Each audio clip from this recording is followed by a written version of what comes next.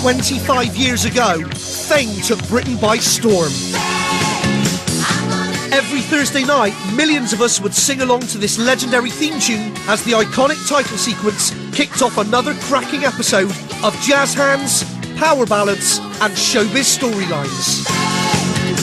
The likes of Bruno, Coco, Danny, Leroy, Sherwood and short fat dumpy one Doris might have graduated from Fame School a long time ago, but their legacy lives on as the shining stars of one of the biggest hits of the 1980s. My mission is to track down the cast of Fame the movie and Fame the TV series. Okay, ready? It's Debbie Allen, she's in there. Danny from Fame. Boom! We're in the wrong gym. It's not going to be easy. I've got just 10 days to reunite them all for a very special street jam. Okay, we're going. Oh, if I can survive that, I can survive anything. I can bring back Fame. Need a first aider, please? First aider. Oh, yeah, that's the plums.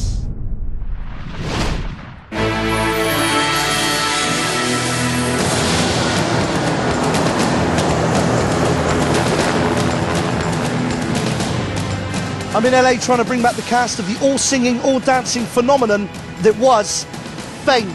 I'm JLC. Baby, remember my name. Remember, remember, remember, remember, remember. Fame! Right, Sammy. I'm coordinating operations from my Bring Back HQ as I begin my search for the stars of the movie and the TV series and try and discover the secret of their success. This is it. It's going to test me to the limit because some have a terrifying reputation. Ball breaker. And others have slipped off the radar. I need to tread carefully because most of the cast paid a price for Fame and I want to find out how high. When I was a kid, if you wanted funky moves and show tunes, this was the only thing to make a song and dance about on TV. Beautiful, sparkle evening star, I see you there. Feet don't stop me now. Baby, look at me and tell me what. But then along came Oscar-winning Fame the movie, which launched the franchise and rocked and popped our world with its high-energy street jams. The like of which we'd never seen before in Britain.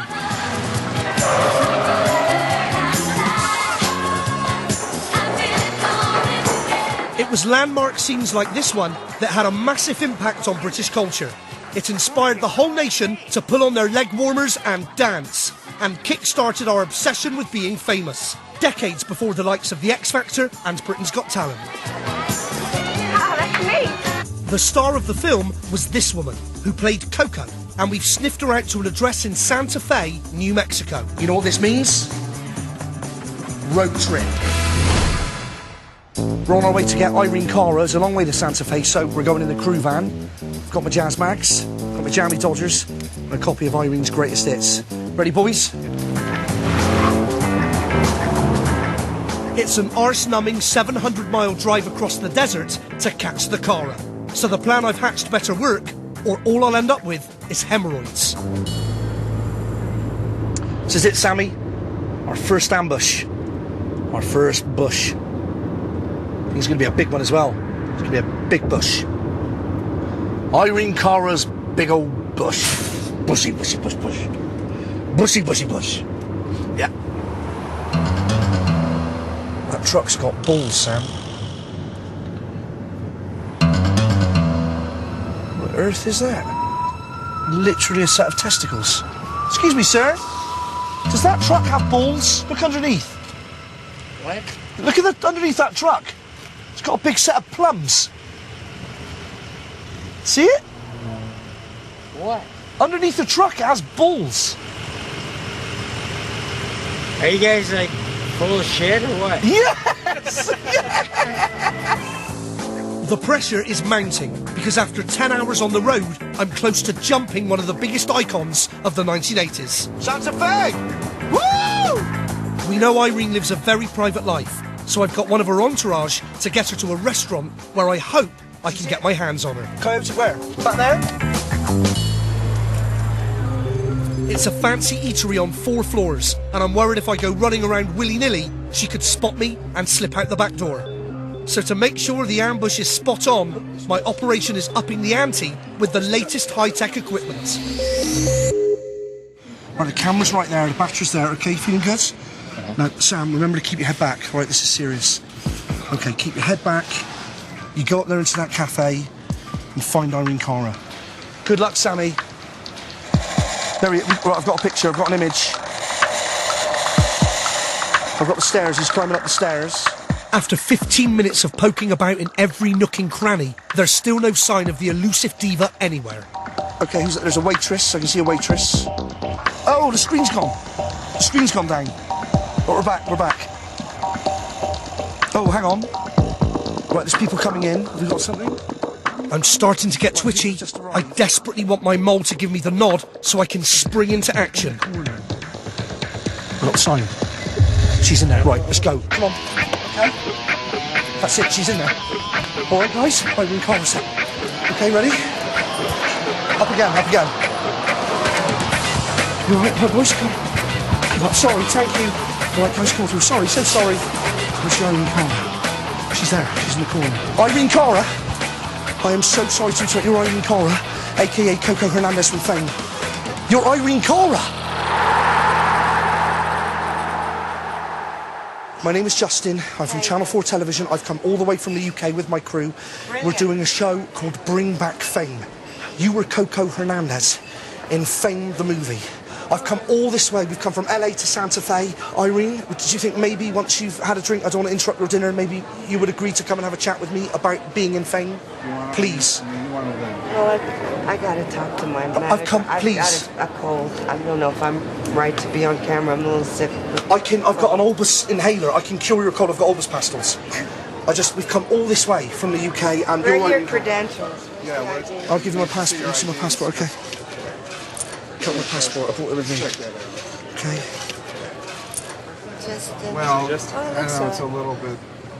Irene, would you agree to sit and have a conversation? Yeah, sure. It's quick. Irene Cara, everybody. It'll be quick, I promise you, Irene. Irene Cara, aka Coco, became the standout star of the movie thanks to her realistic performance of a wannabe starlet with talented tonsils. Shady, shady, serenaded. What most of us never knew was that this classic, Hot Lunch, was going to be the lead track and title of the movie, until producers found out it was also the name of a mucky porn film full of foof, and changed both of them at the last minute to Fame.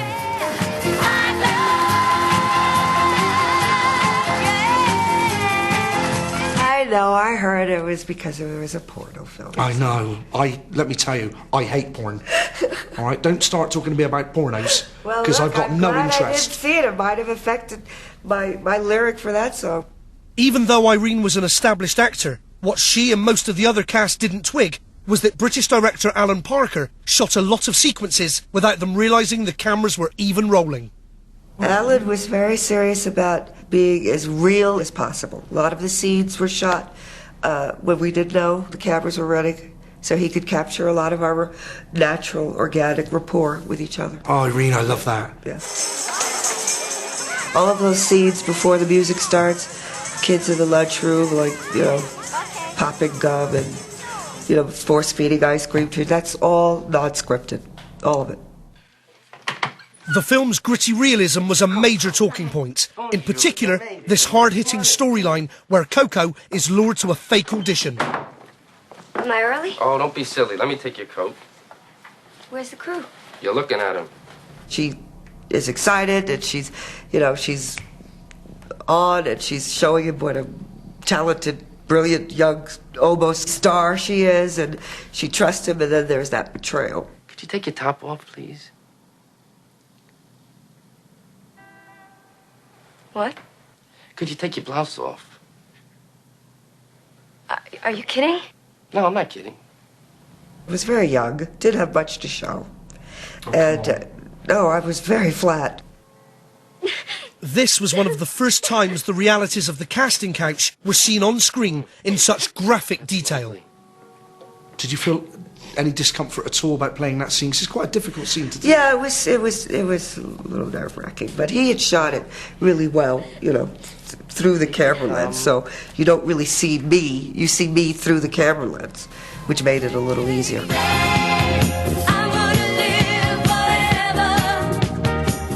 Aside from the powerful plot lines, it was Fame's killer theme tune that shot Irene to stardom. A monster international smash, it sold millions of copies worldwide and picked up a stack of awards, paving the way for many more hits, including the decade-defining classic, Flashdance.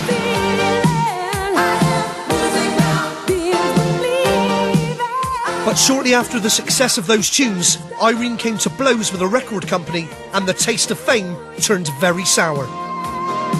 They weren't paying me. If the big, when you have the biggest record in the world, #1 record in the world, and you're still not getting paid, it was just they felt they were entitled to steal from me. And I had to, let them know that they were not. It was a major fight. It was very ugly, and, a lot of smear campaigns I survived, and, I went on and tried to record and do other things. They stopped all my other music from being released. They pretty much blackballed me in the record business. It was horrifying to go through this as a young woman. Anyway, that's a very closed chapter for me, indeed. Irene, I'm going to put on a Fame reunion. I want you to come. Well, maybe your people can call my people. That's a no, isn't it? Are you brushing me off? What? No, I don't know. Coming up, more thrust! I head for the high seas in search of organ basher Bruno Martelli. Is that... He's got no hair, so absolutely no hair. Sorry. And I slip into something more comfortable on the trail of the Iron Lady of Fame. I can't, this is obscene.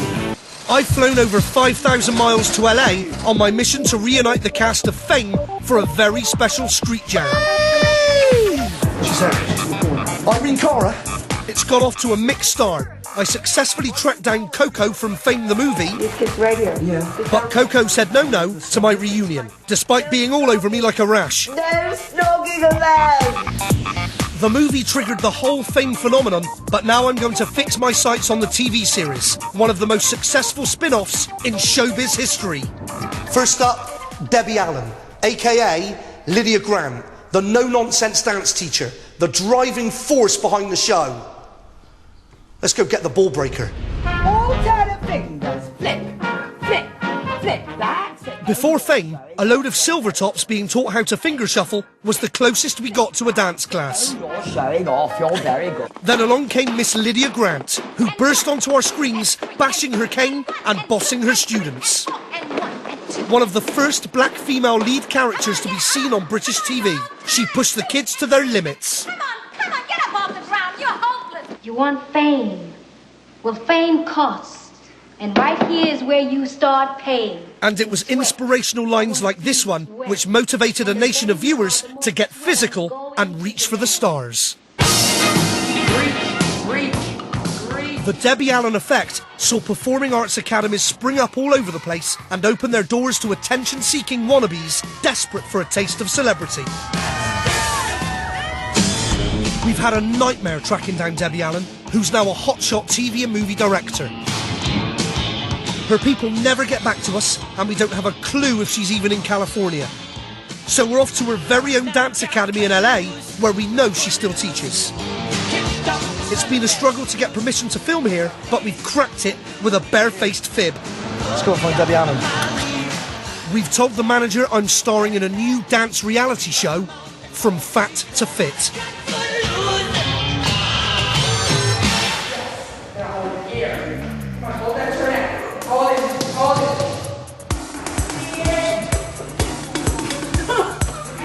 And slide it into splits.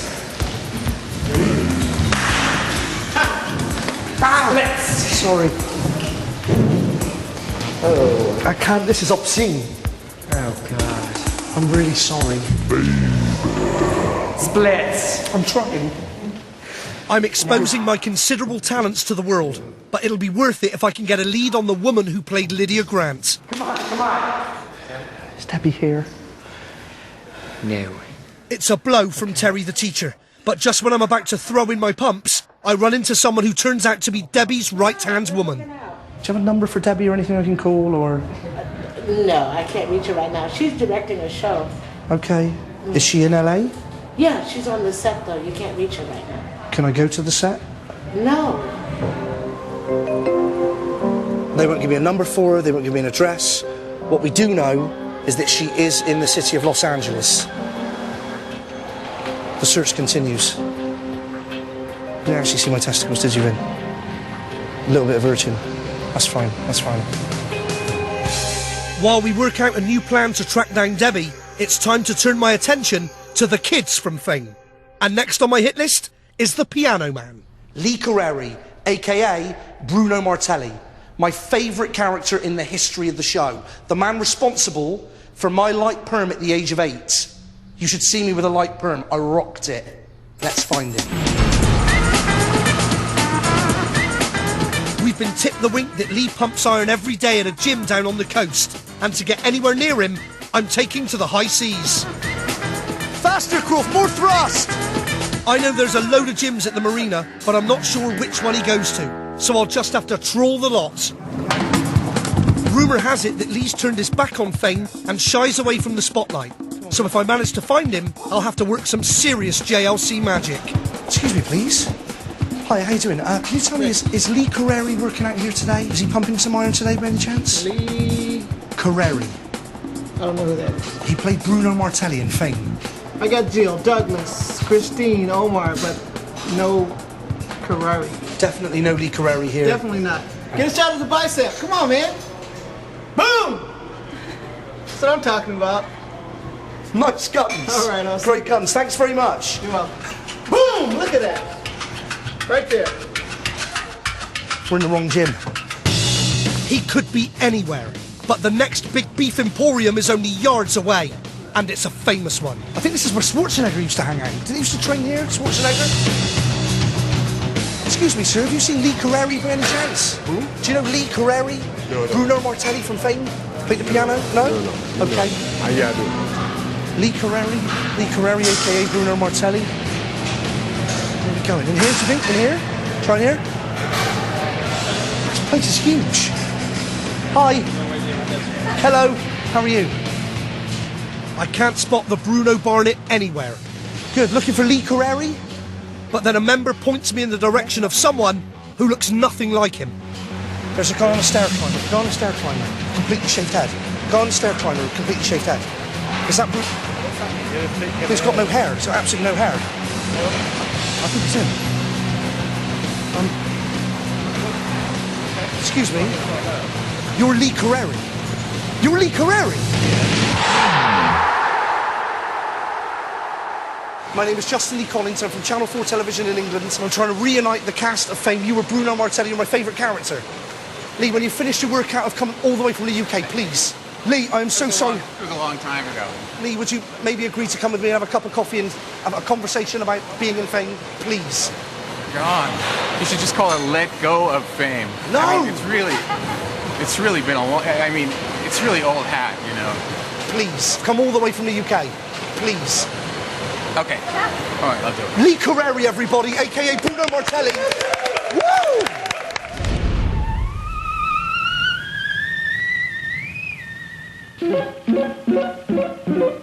You see, it's a real musical instrument. Ever since electronic keyboards first appeared in the 50s, proper musos thought they were only good for plebs who couldn't play and tuneless techies.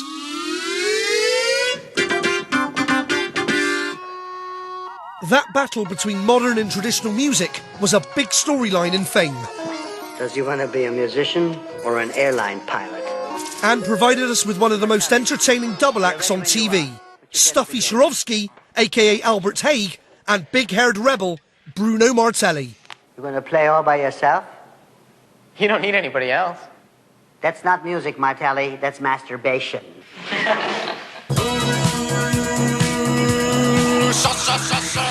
Throughout the series, Bruno took every opportunity to stick two fingers up at Swarovski's old school ways, like in this classic scene. They basically said, look, you're going to be in a room and you're going to be making fun of Swarovski with your friends. Can you write a song for that? And, you know, so I fired up the Lynn drum and my synth and came up with the Swarovski song. And he comes in behind you in the scene and you don't realise that he's there. Right. Everybody listen to the music of Tchaikovsky. Despite the on-screen friction, moments like this didn't reflect real life, because behind the scenes, the two actors got on famously. I hear him, I smell him, Swarovski is coming, I hear him, I smell him. Obviously, we were the two musicians on the show, so we had that sort of camaraderie, and I had that, you know. To me, he was very much a mentor. Albert Haig was just the best, and you know, he a real composer and a real great piano player. He wasn't at all a musical snob as he was on the show and the movie. He was very into jazz, and just an all around really super funny guy. Here, as I watch the ships go by. Lee helped pen many of the songs that made Fame such a phenomenal hit. I keep asking myself why. The second record I ever bought in my life was Star Maker. Really? Yeah. 7-inch single. Oh. The B-side was Step Up to the Mic.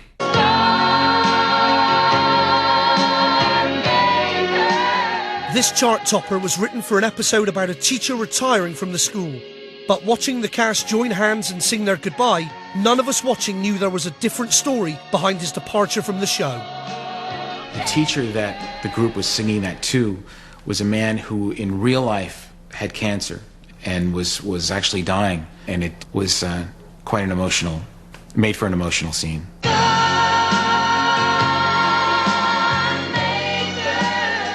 For Lee, the huge workload of composing, acting and performing songs like these was immense.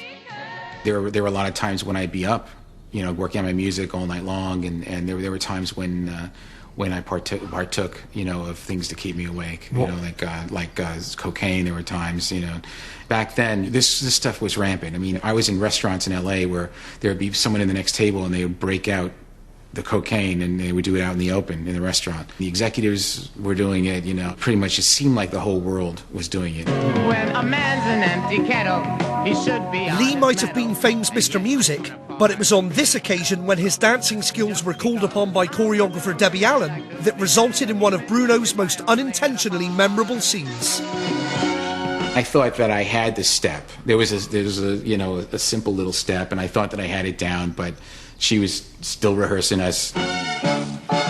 Yeah, she was really strict about that. Ball breaker. Yeah. She'd bust your balls? Yeah, yeah. And she'd make you do it over and over and over? Over and over, yeah. And you're the Tin Man? You're dressed as the Tin Man? I was the Tin Man, which is no accident that they put me in a tin suit. Why did they put you in a tin suit? I'm probably the stiffest person alive. Did you have tin balls? Did Tin Man have tin balls? I've always wondered whether the Tin Man has some little tin balls. Well, I couldn't get to them, so I don't know. Did you try and get to them? I tried. Try and have a little feel there. Right. I'll see you around. Despite being one of the most popular characters, Lee left the series early. This was the moment when thousands of fans were crying into their hankies as Bruno said a fond farewell to Fame. You in his school. But his real feelings about leaving were the total opposite of these emotions, as behind the scenes, Lee was fighting a losing battle with producers over his music. I thought it was very important that if I played the piano, that it was really me playing. You know, I mean, there were situations where there would be felt muting the piano strings, and a sound person would say to me, okay, we're going to do this playback, and you mime to the playback. I'm a piano player. I'm like, take the felt out of the piano and let me sit down and play the goddamn piano. I mean, that's what I do. Why would I mime this? Why do you need to have this be fake? They figured out that whenever I played the piano and I played a few chords, that was intellectual property. So someone else wanted that money. So they kept on trying to make me mime these chords. Because of this struggle and this fight, Lee, did they kind of have you marked then as someone who was being difficult? Oh, sure. They didn't want to deal with creative issues with anyone.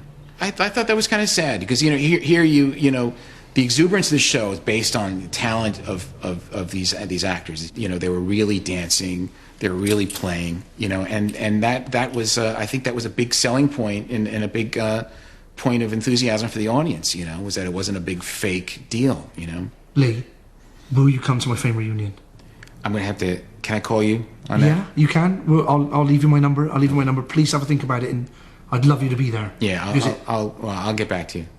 If you don't come, I'll kill myself. Imagine about that. Don't do that. I'll shoot myself in the face. It's not worth it. Yeah, I will. Yeah. Please don't. Yeah. And I'll leave a note. And all right, I'll go.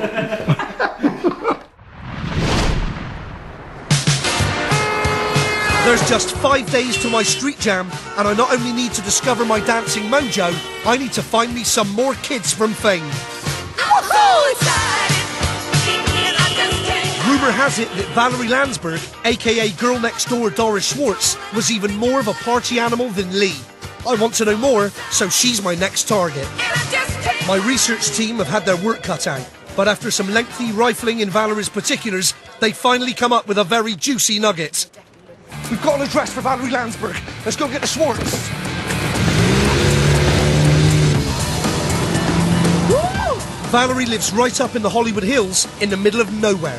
We found out she's off to the East Coast very soon, so it's vital I get hold of her short and curlies. ASAP. 22745. It's a telephone number, not the address. 22745. 22745. There we are, that's it. Roll it back, Sam. Fingers crossed she's at home, or I'll have to come up with a big fat plan B. This is it. Well, this door is open, so someone's got to be here. Hello? Hello? Hi, I'm so sorry to bother you. I'm looking for Valerie Landsberg. Yeah, she's not here. Oh, but she does live here? Okay. Would she be your mum by any chance? Yeah, may I ask who you are? Yeah, my name's Justin. Val's son isn't happy about being on camera, and I suspect to get rid of me, he gives me a line that his mum has gone to the cinema. Are you making this up? No. She's definitely at the cinema. Yeah, no, she definitely went to the movies. Okay. He may well be talking out of his arse, but the movie theatre is apparently just down the long and winding road, so it's worth a try. We've got directions if they're correct. Left, then it's right on Valley, Sam, and then he's done that. That's basically. Can you see that, man? He's done that. Are these directions bullshit? Which bit are we on now? I think just that's there. It's just there. It's there, I think.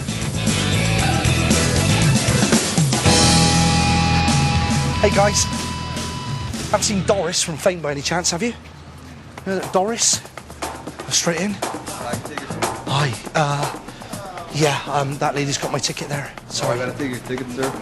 Sorry. Oh yeah. Can you give the man my ticket?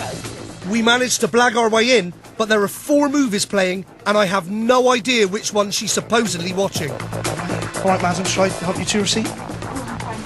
Are you sure? Valerie. So is this film Righteous Kill? Coming up. Valerie. Will I find Doris enjoying a happy ending in the cheap seats? And will Coco Hernandez tell me where to stick my maracas? Excuse me. Hello, I am so sorry. Oh. I've got just 10 days to reunite the cast of Fame. If I can do it, I'm going to put on my very own Fame-style street jam. Who made this leg? It's shit. Previously on Bring Back Fame, I'm on the trail of Doris Schwartz, aka Valerie Landsberg, down at her local cinema. I've sweet-talked my way in. Now all I have to do is play Hunt the Schwartz in the dark. All right, madam, shall I help you to your seat? Is this Righteous Kill? Excuse me, madam, sir, is this film Righteous Kill? Yes. This is Righteous, starring Wesley Snipes? Wesley Snipes, no, but it's just Righteous Kill, though, isn't it? Yes, it is. Valerie.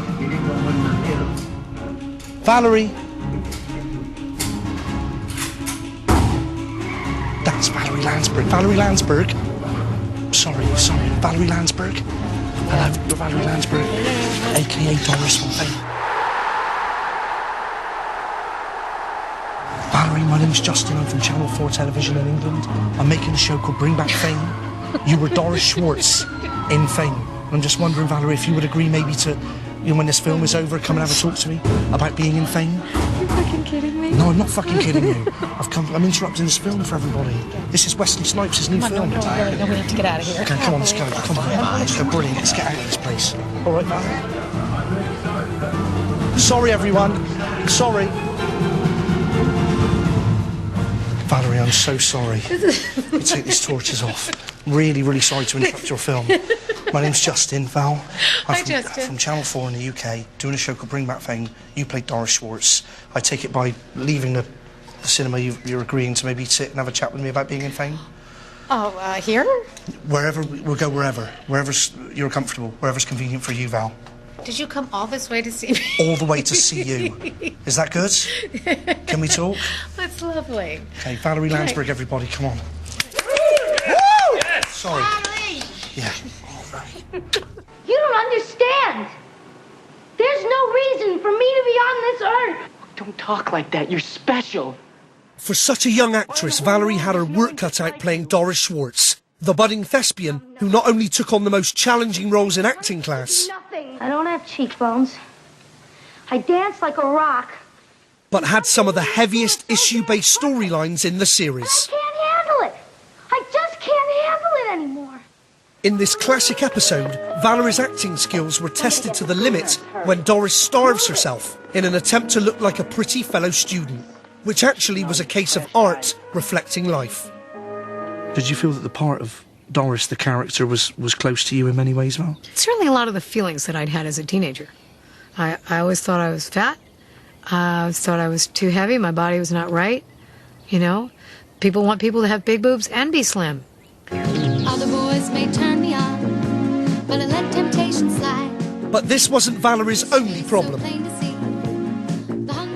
She might have found superstardom belting out this million-selling single High Fidelity,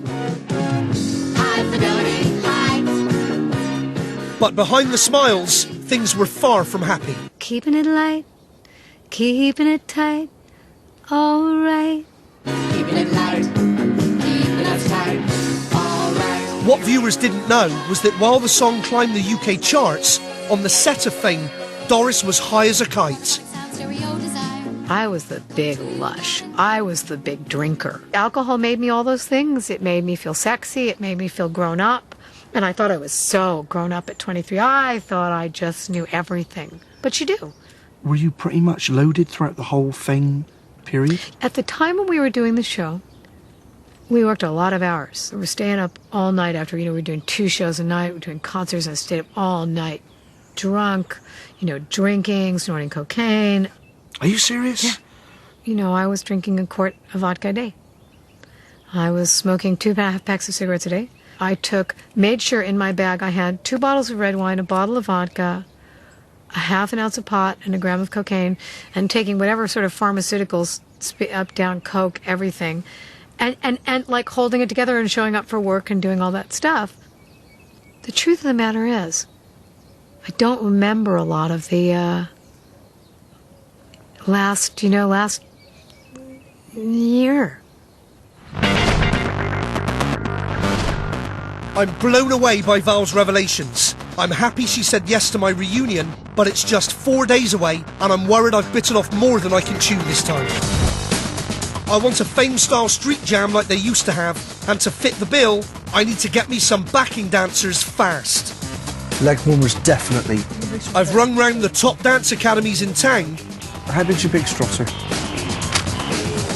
And held open auditions in search of Hollywood's creme de la creme. Hello. But all it's got me is some frisky OAPs and a mucky whip cracker. Oh my goodness, hello. Shit. Mistress Rebecca Thorne. Hi, nice to meet you. Oh yeah. No pain, no gain. Can you do the splits? Next up, it's the woman who made Fame Foxy, Erica Gimple. Let's get gimped up. Watch my smoke, feel my thunder. Erica was the lycra-clad lovely who replaced Irene Cara as Coco Hernandez. You under my spell tonight. Seeing her bend and stretch with style in routines like this one revolutionised fashion on the high streets of Britain. I'm a dancer. Thanks to Coco, the leotard and the leg warmer became must-have fashion accessories of the early 80s. I mean, they're so very comfortable that there's no reason why you can't go to a restaurant or spend all day in them, and that they really are quite high fashion now. Now, give us a smile. Breakfast TV went mad for it. Good morning. Well, welcome back. So every morning you could enjoy watching peanut smuggling while scoffing your cornflakes.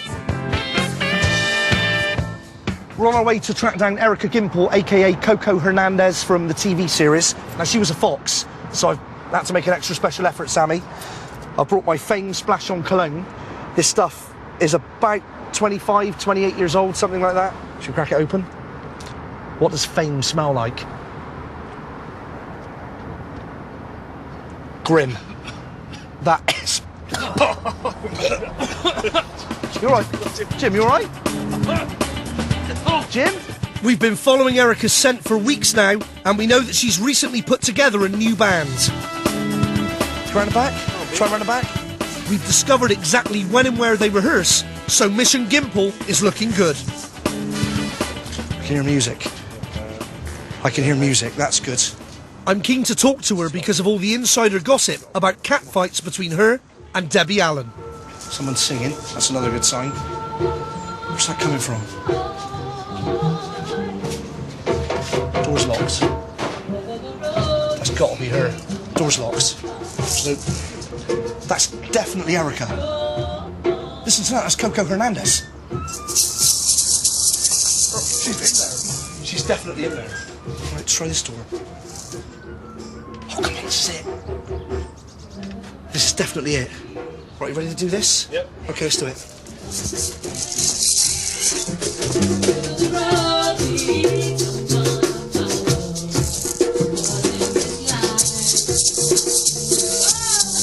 Excuse me. Hello, I am so sorry to walk in on your rehearsal session. Yeah? You're Erica Gimple, Coco Hernandez from Fame. My name is Justin. I've come all the way from Channel 4 Television in the UK. I'm doing a show called Bring Back Fame.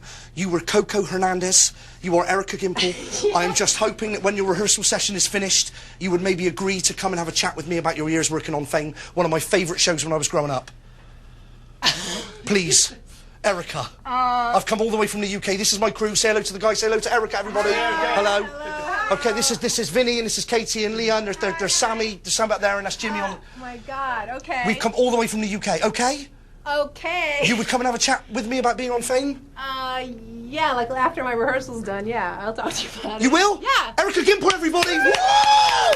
Erica, thank you so much. What's your name? Justin, I love you. Oh, Jesus, okay.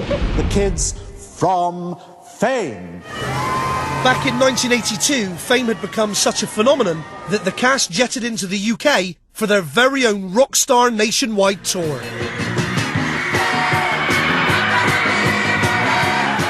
It might have been big showbiz grins on stage, but back in the dressing rooms, it was a different story. I'm hoping Erica will tell all. When did you first become aware of that the success was kind of broad and this thing was going crazy all around the world? When we landed in the UK, when we were doing the tours, that's when I really experienced firsthand the excitement. You know, it was just overwhelming, all the attention. One of the original the first producer, Bill Blinn, actually had us all come down to the stage once, and we had done this song called Life is a Celebration. And he'd gotten a letter from a woman, and he read us the letter. This woman was considering committing suicide, and she got a hotel room, and then she saw the song Life is a Celebration, and she got so inspired that she actually sent a letter to thank the producers about how this touched her life. It was like those moments that we inspired people to follow their dream. Thank you. Thank you, Alana. The UK worked itself up into a right old Fame frenzy. It was terrifying at first, you know, to have people screaming and hitting the bus, and you're just going, whoa. I mean, because I did not have a sense that was the kind of impact it was going to have. So it was overwhelming, and then it was just, you went for the ride. It's like we're having a big party. A celebration. Life is a celebration. The tour was such a success that they came back to the UK just 3 months later. But this time, the cracks started to show. As you may have read in this morning's papers, the rumours are rife about trouble in the company. The drugs and booze were reportedly rampant, but it wasn't just Lee and Val that were at it. Gene Anthony Ray, aka Leroy, was supposedly the naughtiest boy in class. How wild did it get? How wild did he get? He got wild. He got wild. He got very wild. Unfortunately, in our business, excessive behavior, it's fed. If that's going to make you happy, I'll hook you up. I'll do whatever, you know what I mean? I'm just saying Encouraged. that it's encouraged. Tabloids also reported that dance teacher Debbie was a ruthless taskmaster.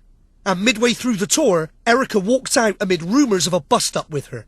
We're all here except Erica Gimple. She wanted me to sing this one song, and I wanted to sing this other song, and so I was like, I'm going back to New York. And I left back to New York. She was like, you're leaving? She was a notorious ball breaker. Mm-hmm. She was tough. Yeah, she was. She would get in your face. She, you know, it's that kind of person. Yeah. You know, and I made her crazy, but I made a choice. I made a choice for my happiness, for what I really wanted to do. Erica's confirmed Debbie's scary reputation and that Gene Anthony Ray, aka Leroy Johnson, outdid the lot when it came to partying. I'm still struggling to find Debbie, so in the meantime, I want to find out more about the man with the moves. Leroy Johnson's Dirty Dancing not only got Lydia Grant steamed up, What do you call that? Wicked. but all the girls watching at home as well. And his raunchy freestyling even made dancing cool for boys.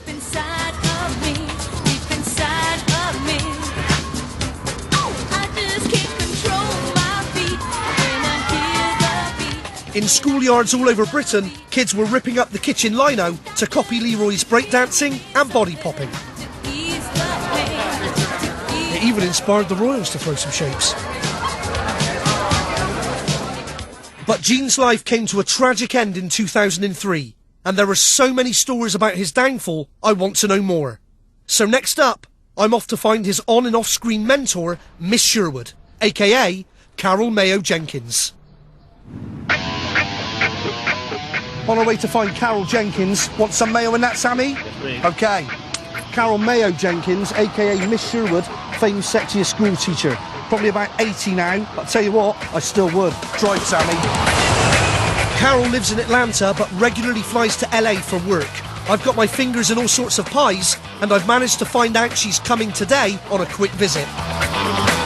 We know there's a plane due in from Atlanta at 11:30.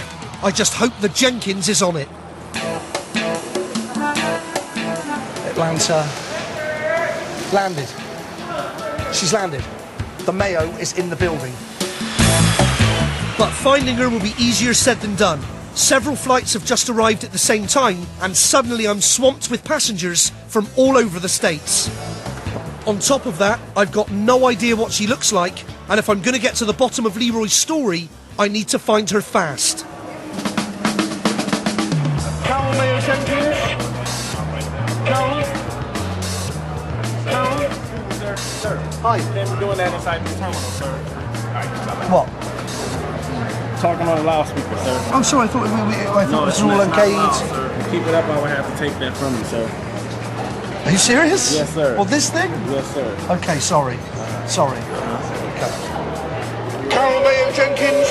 Carol Mayo Jenkins. Sir, excuse me, sir. You can't be doing this, sir. I've been waiting for over an hour now, and I'm beginning to worry I might have got the wrong information, or that the Mayo has slipped through my fingers. Jenkins? Carol? Carol Mayo Jenkins? Are you Carol Mayo Jenkins? Yes, I am.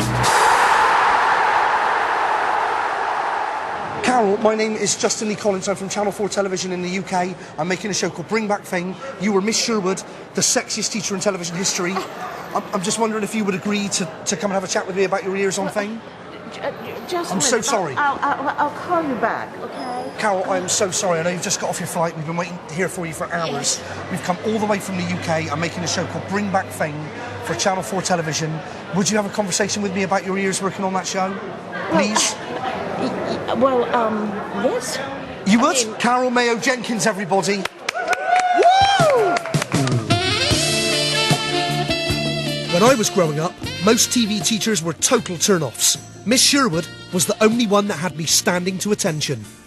I've been a bad boy, Miss Sherwood. Have you? I've been very bad. Yes. And I'm a big believer in corporal punishment.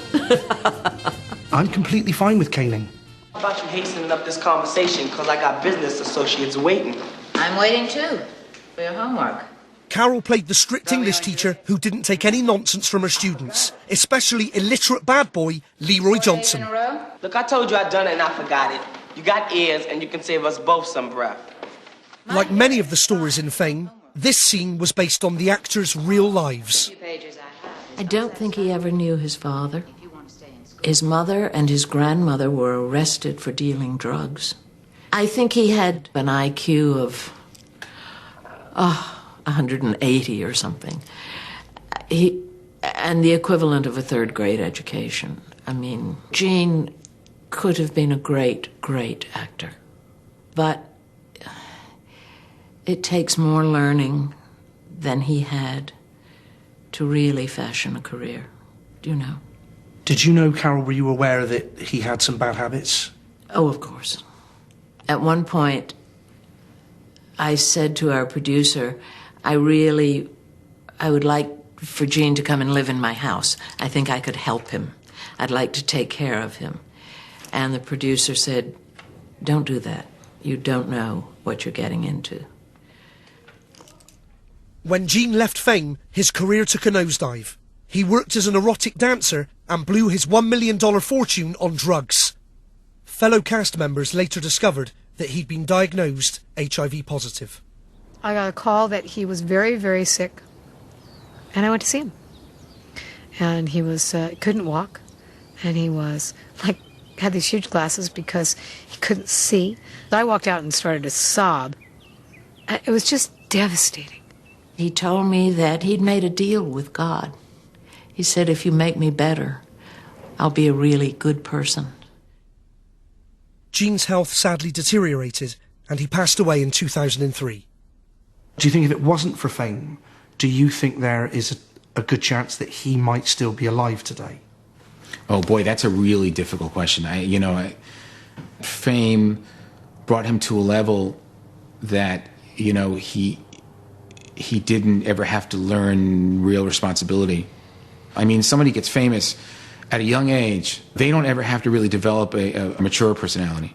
People keep allowing them to screw up. That's possibly the recipe for a speedy, ticket off the planet in a lot of ways, I think. And that way, Fame hurts these people. How you doing today? Nice to see you. Coming up, So I'm going to give you a code word. Doris goes undercover to help me snare the nutcracker, Lydia Grant. Kind of a thing, Jim. Danny from Fame. And the plan to get my hands on an Italian-American stud risks going totally tits up. I might as well stick this up my own ass. I've got just a few days left until my Fame reunion, and right now, it's not looking too good. Have I got camel toe? So far, only Doris has made my day with a definite yes. I would be so happy You really would? to go anywhere that you're going. Irene Cara can't make it. Are you brushing me off? What? No. Saucy Sherwood is playing hard to get. Bold Eagle Bruno is a possible. If you think someone kill myself, I'll shoot myself in the face. Please don't. Yeah. Coco can't confirm. And I still haven't found the boss lady, Miss Lydia Grant. We're playing hard to get. I like that. Along the way, I've discovered the price of Fame was high for lots of the cast. Drinking, snorting cocaine. It was the 80s. It was like insane times. Especially for Leroy. Gene Anthony Ray got sort of used up and spit out by the system. The cast hit crisis point during the infamous UK tours, when the kids were either off their faces or at each other's throats. But that was just the start of it. By Series 4, the show was going downhill and fast. This man, Carlo Imperato, aka Danny Amatullo, was desperate to leave, but bosses forced him to stay. He's next on my hit list. Yeah, hi. We've been investigating Carlo for the last few days, and he's proving to be a tricky man to track down. Hi, thanks for getting back to me. And as you can imagine, there's thousands of them in the phone books. What little we do know is that he's a massive baseball fan and never misses a home game. So that's where I'm going to try and trap him. We're at the LA Angels baseball stadium here in Los Angeles. Carlo Imperato, aka Danny from Fame, will be in that stadium tonight watching a game. We've had some t-shirts made up. I have a loudspeaker. I've got a big finger. If we don't find him, this is going up one of your asses. All right? Thank you very much. Thank you. That's an amazing view. Look at that. How good is that? Rock on. That's good, isn't it? We've got to find him there. Oh, yeah, let's find Danny, yeah. Even though there's over 35,000 people in this stadium, my tip-off has told me that he sits in the same block every time. Haven't seen Danny from Fame by any chance, have you? Who? Danny from Fame? Danny from Fame? That didn't work. It's rubbish, isn't it? It's no good. Danny from Fame? Danny? You're Danny from Fame? After searching the entire section, I'm wondering if my insider has delivered me a curveball. This is completely useless. I might as well stick this up my own ass. The clock is ticking fast, but when the going gets tough, the tough get going. Listen to that guy. You know what we need to do? We need to make a tannoy announcement. We need to find that tannoy booth and go and make an announcement if we can. It's just 2 days to go until my reunion, and it'll be nothing without Carlo Imperato. Looking for Danny. Have you seen him? Danny from Fame? It takes us some serious sweet talking and a threat that'll get my wiener out and streak the pitch before they give us the go-ahead. Can we make the announcement, David? Thank you so much. Your attention, please. If Danny from Fame is in the stadium, would you please report to the AHL team store on the field level behind home plate? Again, Danny from Fame, if you are in the stadium, please report to the AHL team store on the field level behind home plate. Thank you. David, I cannot thank you enough. All right, hope you find him. This is team store? Great. Assuming he's turned up for the game, all I can do now is pray he's not hard of hearing. Danny, you're killing me. Oh, Danny, please.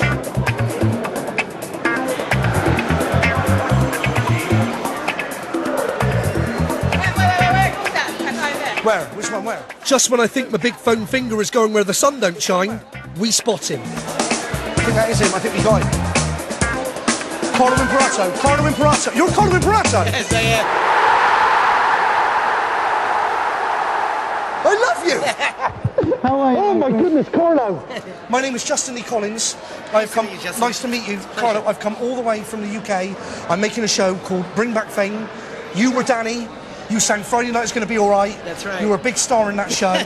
And I just wondered, I've come all this way to try and track you down and talk to you. Would you agree to maybe have a sit down and a talk with me about your years on Fame and possibly come to a Fame reunion that I'm trying to put on? You know something? I think that would be great. Are you serious? I absolutely do. I accept.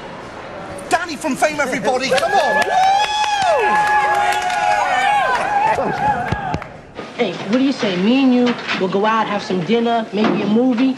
Carlo was Fame's funny guy who had the luckiest job in TV, copping off with every girl in sight, even Janet Jackson.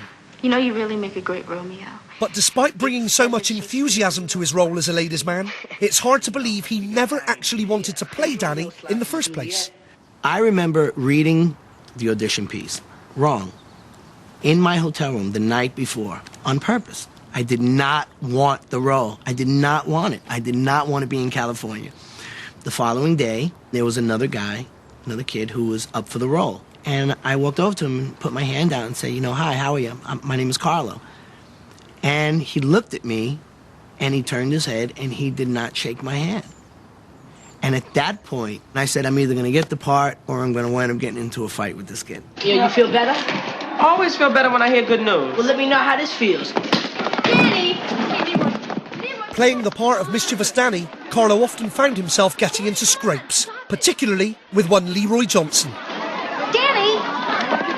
But off-screen, his relationship with Gene Anthony Ray was the total opposite. We were the two guys that really leaned on each other, you know, that really were the rock for each other. And he was the greatest guy in the world to be with, no doubt about it. He'd walk into a room and that was it. I mean, he was nuts. And people saw that, you know. He had no, there was no restrictions on him, you know. What he wanted to do, he did. Unfortunately, it wasn't always the best decisions that he made. What was his downfall, do you think? Was it he didn't have the support? Was it his upbringing? Justin, that sounds like you know him pretty well. That was pretty much it. He made me cry thinking about him. I mean, it's his show. It was his. By Series 3, the original writers were dumped, and Danny was landed some seriously rubbish storylines. Oh, you gotta get me to a doctor. Danny, you're scaring me. What's wrong? I'm sick, Schwartz. I'm real sick. This one saw him diagnosed with leukemia at the beginning of the episode, but his pals gathered round and had a sing-song. Spirit, I'm gonna be okay. I really am. So help me God. And he made a miraculous recovery by the end of the programme. So help him, God. Come on in. He's on down the road. Just in time for a show tune. He's on down the road. We didn't buy these ridiculous stories, and nor did the BBC. They cancelled Fame, and the last 2 series disappeared onto cable. I mean, it's not all, about jumping on cars and everything's great and dancing and, everything, it's good, everything's good. But I think Fame was losing the concept that was intentionally created for it, and that was to be real. Even the avid fans who loyally switched channels soon deserted the show in droves, because the plots went from bad to even worse. Never be. I know that. There were assassination attempts, warbling ghosts, You have any questions? No, sir. I got all the answers. and weird game shows. It's cheap. It's trashy. Even Sherwood was given some right howlers. One saw her writing filthy novels. Congratulations. I think we've got a real winner there. Do you? This is common in Hollywood. They'll get really great producers to start a show. And then when they feel the show is kind of started, then they'll fire them and get other people in who are cheaper. It's a business. I learned that. I've come to understand the reasons for Fame's success and its downfall, and I'm intrigued by how Leroy suffered an eerily similar fate. I can't hear his side of things now, but I've managed to find someone who knew him best of all, his mum, Jean.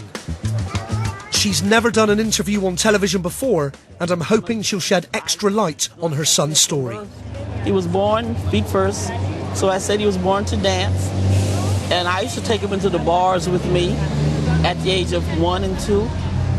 And the music would be playing, and he would just start to moving his little self. And people used to notice that. And we called him Tony.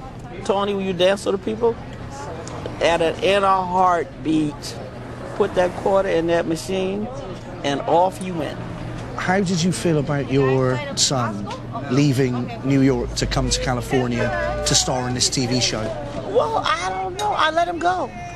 He wanted to do it, so I let him go. Years later, I regretted it. Tony was a wild child when he got out of here. This is like the wolf that eats the sheep, this Hollywood life. I mean, like it'll swallow you up whole if you let it. What was happening with you during that period? Well, I was doing what I was doing all along. I was into the drug scene. Not using, selling. In 1983, Jean's mum was convicted of dealing cocaine and heroin and sentenced to 15 years in prison. What effect do you think that had on him? Very negative effect. Do you think that's when his own issues with drink and drugs kind of escalated? I wouldn't be so naive as to say it didn't make it worse. This is his mother, after all. The strong individual in his life, all his life. Do you hold anybody responsible for what was happening to Jean during that period? Me? Who could be responsible? Nobody but me. Me and himself. He made the decision. You have to abide by the decisions you make in life, just like his mom did. You have to pay. With my reunion just around the corner, there's still one person I'm desperate to get. Debbie Allen. According to the rest of the cast, she was a total plum crusher. She could be tough, no doubt about it. You know, it's not all strawberries and cheesecake. She would get in your face. It's that kind of person. She was strict. She grew up in the ballet world. Just get it. I have to meet this woman, but finding her has been virtually impossible. Is Miss D not here at the moment now? I've been back and forth to her dance school. Are any of you Debbie Allen by any chance? tried to poke her on Facebook. Something like that. Dan Aykroyd. And even looked for a private home address on the LA Star map. Alan Steve. It's the wrong Alan. Who's Steve Allen? My street jam will be doomed without Fame's leading lady. If I can't have her, I may as well just throw away my leg warmers for good.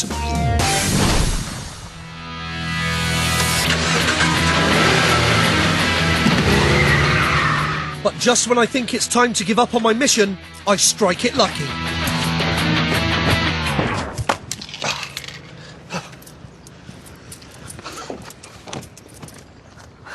Drive, Sammy! After some furious late-night phone action to all the cast members, Valerie Landsberg, aka Doris, agrees to give me a helping hand. There it is. There's the cafe across the street. She's still in touch with Debbie, so has arranged to meet her at a celeb cafe in Beverly Hills. And that's where I plan to make my move. How you doing today? Nice to see you. How's it going, love? Good. Valerie hides a radio mic down her cleavage, so I'll be able to hear if and when Debbie turns up. Right. So I'm going to give you a code word. Right. What's my code word? If Debbie Allen is in there, I want you to say, go balls. Go balls? Go balls. Just if she's in there, you say, hey, Debbie, how you doing? Go balls? Go balls. No, here's what I'm going to do. Go on. I'm going to go in, and I'm going to say, so great to see you. And you know, this is really just in time for me. That's sensational. Okay. That's great. Okay, do that just in time. While my accomplice goes inside, we hide around the corner out of sight. I've got a state-of-the-art listening device that should pick up Val clear as a bell. It's a shit kind of a thing. Kind of a thing, Jim. It's just like a shitstorm going on in there. It's a shitstorm of noise. I can hear it. Oh, let me have those cans in. Screw that. I got... Brilliant. I can hear her really clearly now. All I need are the code words just in time, and I'll be in there like a shot. Oh, I don't need to hear that. Oh, I don't need to listen to this. That's filth. There are some things you just don't want to hear. Oh, that's grubby. That is grubby.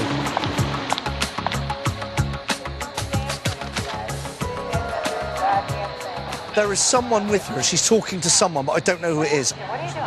Oh, I'm directing everybody hates you, Chris. Oh, it's just in time for that. Just in time, come on. It's Debbie Allen, she's in there. All right, come on.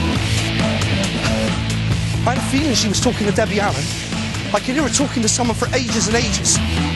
Let's go through the back. Okay, this is good. Come on, guys. Hiya. Right, come on, then. Sit through the kitchen. Brilliant. Oh, fantastic. Hey, guys. How you doing? Just through to the cafe, yeah. Come on, in. Brilliant. Debbie Allen. Oh, Debbie Allen. yes. How you doing?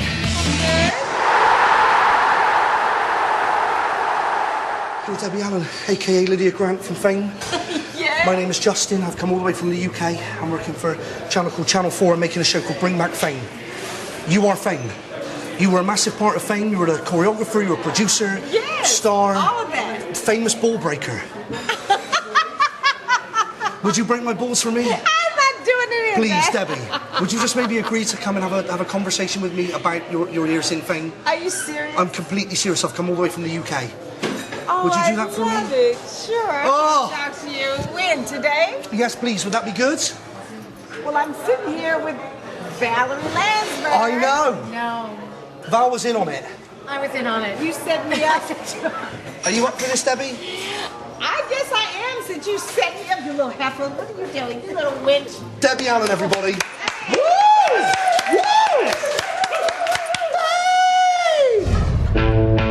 Coming up, it's the day of my Fame-style street jam, and now it's my turn to break some balls. Right here is where you start paying. I'm in LA and I'm hungry for fame. Let's nosh. After 9 days of searching, I finally managed to snatch Debbie Allen after she fell big time into Valerie Landsberg's honey trap. Yes? How you doing? I'm good. She's agreed to come back to my hotel room where I'm hoping she'll allow me to probe her deeply. I want to find out more about the rumours of her busting everyone's nuts on the show. Miss Debbie Allen, everybody, a.k.a. Lydia Grant from Fame.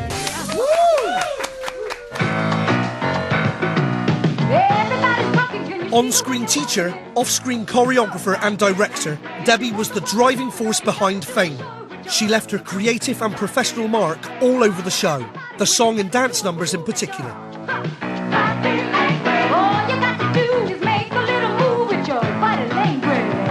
When we were out there on the streets of New York, and I designed that number, how it cut, when we went from this to that to this, I designed that whole number. I think that was one of the most powerful things that we did. You go to the zoo? We went everywhere. It was That's a great number. Yeah, it is. I think that was, one of the most outstanding.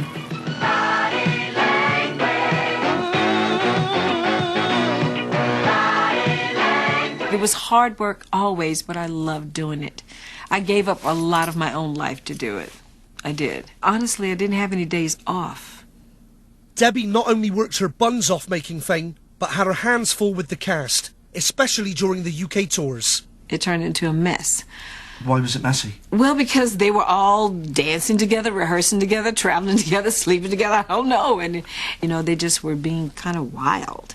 And I was trying to wrangle them back in. They were playing with a lot of dangerous, hot things. I don't know. They were out there. Who were the worst culprits? Lee Carreri and Gene Anthony Ray. But it wasn't just the kids who made front page news. I just wasn't ready for that. It was kind of painful for me to wake up one day and see the tabloid, this guy saying the bitch, very negative things about who I am, who I was to the kids, and that I was just, a terror. What was happening, Debbie? Do you think other cast members were talking to the press about you and about... I think they were talking, and maybe things were being misconstrued, and I was trying to rein them in.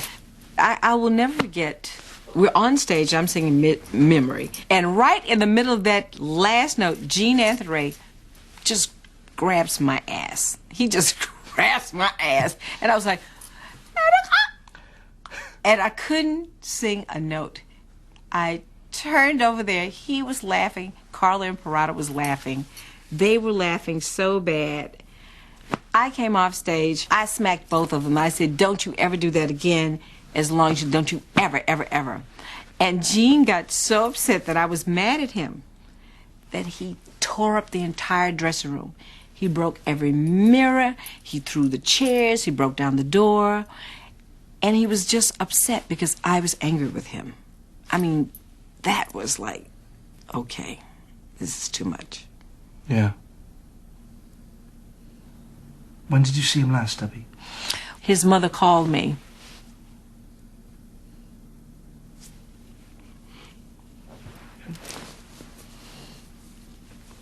His mother called me to tell me that I better hurry and call him because he might not make it through the night. And I said, what?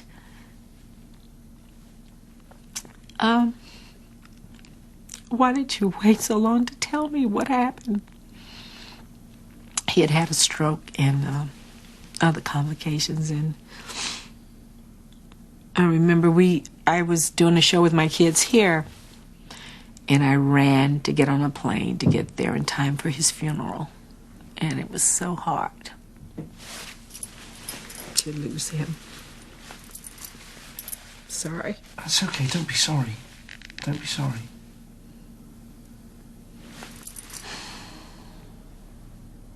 Like Gene Anthony Ray, he was like my son.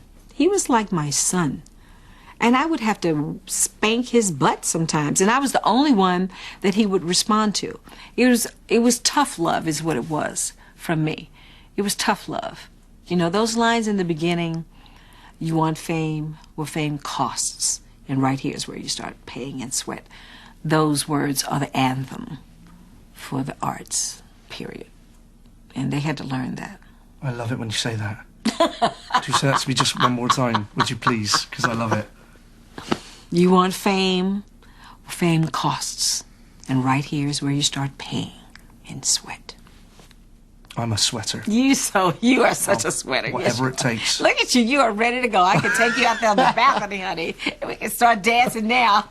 I can feel it. I want to dance, Debbie.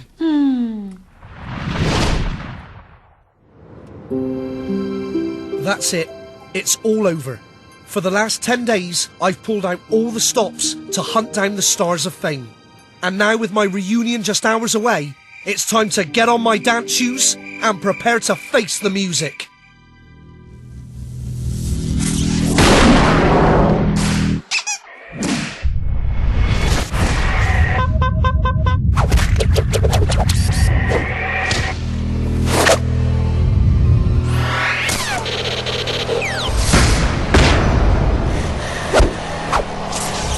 Let's rock!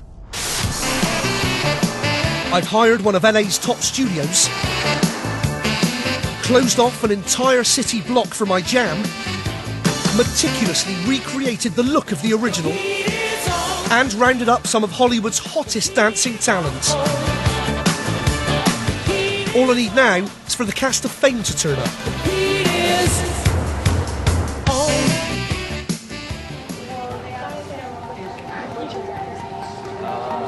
I've trespassed, exposed myself, and had my arse spanked just to try and get them all here.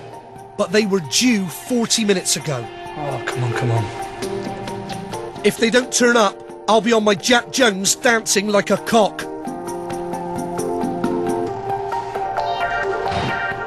Valerie, come on. Thank you so much. How you doing, Val? I'm good. How are you, honey? Thank you so much for coming. I should have worn my leg warmers. Don't be daft, you look sensational. I should have worn my leg warmers. Thanks for coming, Val. Yeah? Beautiful. And this? How about this? So I've got Doris, but it's going to take more than the two of us to pull this off. And this? Oh, Carlo! Thankfully, it's not long before Danny shows up. I'm doing great. Oh, Carlo, thank you so much. Valerie is here. Come over here, you beautiful. Whoa. This is a reunion now. If no one else turns up, we've got a Fame reunion. But a jam isn't a jam without Miss Coco Hernandez. Erica! Oh my goodness me. Coco might be hot for me, but if Big Bald Bruno is a no-show, I'll cut my own plums off. Oh, Lee!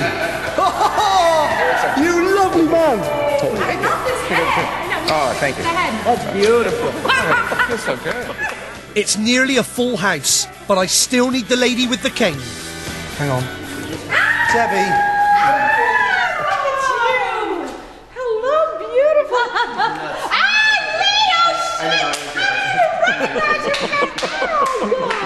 Oh my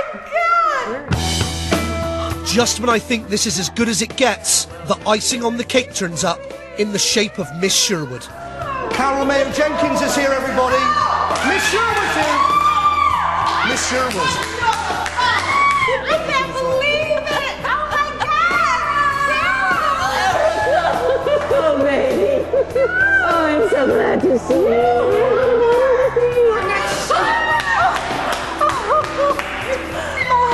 Oh my God! Oh my God! You're here, and you are here, darling. Oh. How good is this? Just one more thing that I need to do. Listen up, people! Fame costs. And right here is where you start paying. Now it's time to find out if these kids have still got what it takes. Let's dance.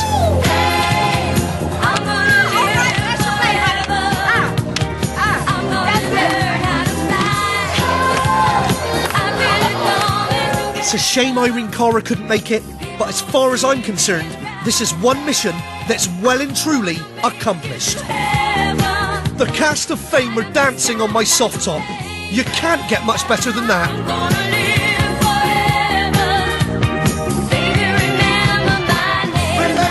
Remember!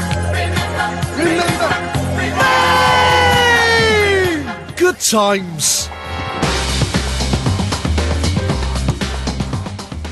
Jimmy Carr takes a look at all things 2008 in the Big Fat Quiz of the Year tomorrow at 9. Next tonight, join Naomi Campbell, Johnny Depp and Pete Doherty as Kate Moss has her star story.